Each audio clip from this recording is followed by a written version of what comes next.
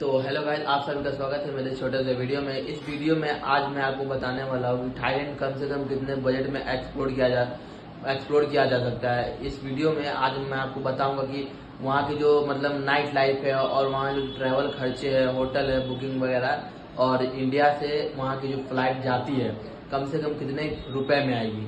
ठीक है गाइस, तो इस वीडियो में बने रहे। अगर आपको वीडियो अच्छा लगे तो वीडियो को लाइक करें, चैनल को सब्सक्राइब करें और अपने छोटे भाई को सपोर्ट करें। तो ये सामने रहा मेरा बजट, और ये बजट जो मैंने बना रखा है, ये बजट 7 दिन का बजट है। इस बजट में आप वहाँ की जो मोस्ट फेमस जगह है, जैसे वो आप एक्सप्लोर करने वाले हैं। जैसे वहाँ की जो मोस्ट फेमस जगह में आगे आपको बैंकॉक की जो नाइट लाइफ होती है वो आप एक्सप्लोर करने वाले हैं, और फुकेट भी आप एक्सप्लोर करेंगे, और पटाया की जो बीचेस वगैरह वहाँ की जो नाइट लाइफ है वो भी एक्सप्लोर करने वाले हैं। तो इस वीडियो में बने रहे, इस वीडियो को पूरा देखें। और मतलब बहुत सारे लोग भी बोलते हैं कि 50,000, 60,000, 1 लाख रुपए लगते हैं और थाईलैंड को एक्सप्लोर करने में। तो ये जो मैंने बजट बनाया ये सबसे कम है। ये बजट एक आदमी के लिए परफेक्ट बैठता है कि इतने बजट में एक बंदा परफेक्टली वहाँ घूम सकता है और वहाँ पर अपना 7 दिन का बजट पूरा मतलब एक्सप्लोर कर सकता है। वहाँ जो नाइट लाइफ है पटाया की और बैंकॉक की, उसे आप मतलब फुल्ली इंजॉय कर सकते हैं।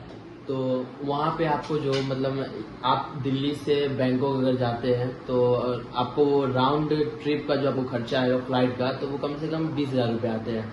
तो 20,000 रुपये आपके हो गए राउंड ट्रिप के खर्चे, मतलब फ्लाइट से आने और जाने का खर्चा। आप उसके बाद फर्स्ट डे आप जब बैंकॉक उतरते हो तो बैंकॉक में आप होटल में जाओगे। होटल में यहाँ से मतलब आप booking.com से बुक कर सकते हो। आपको कम से कम अगर आप ज्यादा से ज्यादा कम से कम अगर सर्च करोगे तो कम से कम आपको 1,000 रुपये एक दिन का कम से कम वहाँ आपको देना पड़ेगा, 1,000 से 1,200 रुपये। तो आप लेके चलो कि 8,000 रुपये आपके पड़ जाते हैं 7 डेज की ट्रिप में।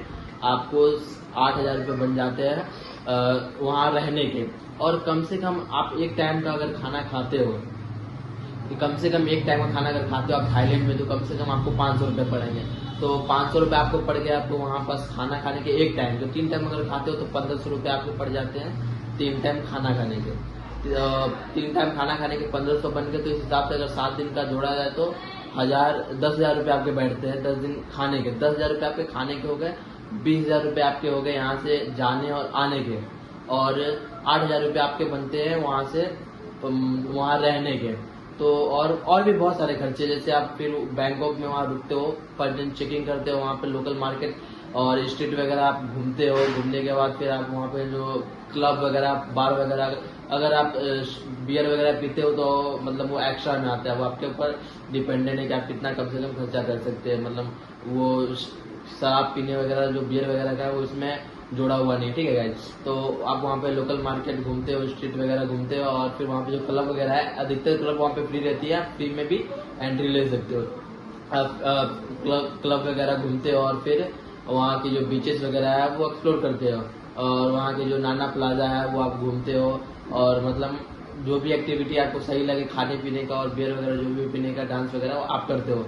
और सेकेंड डेज भी हम लोग वही करते हैं, और वहाँ से कुछ सामान मतलब आप लेके वहाँ से फिर आप फुकेट के लिए निकलते हैं। ठीक है, वहाँ से आप या फुकेट या पटाया निकल सकते हैं। तीसरे दिन आप पटाया चले जाइए, तो और पटाया जाके पटाया बीच, और बीच में जो एक्टिविटीज होते हैं वो भी मतलब उसका भी आनंद ले सकते हैं। वहाँ में जो बार क्लब वगैरह है उसे भी आप मतलब एक्सप्लोर कर सकते हैं, देख सकते हैं। और पटाया बीच, वॉकिंग स्ट्रीट, उसे भी आप अच्छे से एक्सप्लोर कर सकते हैं। और वहाँ भी खाने रहने सहने का मैंने आपको पूरे एक ही बार में 1,000 रुपये के हिसाब से जुड़ा दिया है। और मतलब टोटल जो 7 दिन का जो बजट है थाईलैंड मतलब फुकेट में और या पटाया या फिर बैंकॉक में, सबका मैंने एक बार में ही जोड़ दिया। ठीक है, तो वो फिर बनते हैं आपके मतलब 10,000 मैंने आपको बता दिया। ठीक है, और फिर वहाँ पटाया में पहले दिन आप जाओ, पहले दिन होटल में चेकिंग वगैरह और वहाँ के रहो और नाइट लाइफ एक्सप्लोर करो। फिर दूसरे दिन आप घूमो बीचेस वगैरह अच्छे से, और फिर 5वें दिन आप फुकेट के लिए निकल जाओ। फुकेट जाने का भी खर्चा कम से कम आपको 2 से 3,000 रुपये आपके आ जाएंगे, क्योंकि वहां से मतलब सब दूर दूर है, 3-4 रुपये भी हो सकते हैं। ठीक है, अपने इंडियन रुपीज। तो वहां से आप फिर फुकेट जाते हो, और फुकेट की जो बीचेस है और वहाँ की जो बांग्ला रोड है उसे अब आप एक्सप्लोर कर सकते हैं। वहाँ की जो क्लब वगैरह, मसाज वगैरह जो भी है वो आप करा सकते हैं। तो वहाँ भी रहने खाने का वो तो मैंने उसी में जोड़ा दिया है। वहाँ फिर खाने पीने का भी जोड़ा चुका हूँ मैं, और वहाँ पे जो आप शॉपिंग करते हैं और वो सब एक्स्ट्रा में। ठीक है, और और फिर उसके बाद आप शॉपिंग कर लेते हो, आप घूम लेते हो। वहाँ फिर मसाज भी इसमें जुड़ा हुआ है। आप अगर थाईलैंड जाते हो तो कम से कम एक न एक बार तो मसाज कराओगे, 1 से 2 बार तो मसाज करा ही लोगे, क्योंकि उतना चलोगे तो मसाज तो बनता है भाई। तो वहाँ जाने के बाद फिर मसाज करा लो और थोड़ा मोड़ा एक्सप्लोर कर लो, वो आपके बनते हैं। तो कम से कम एक बंदा पे 40,000 रुपये बैठते हैं।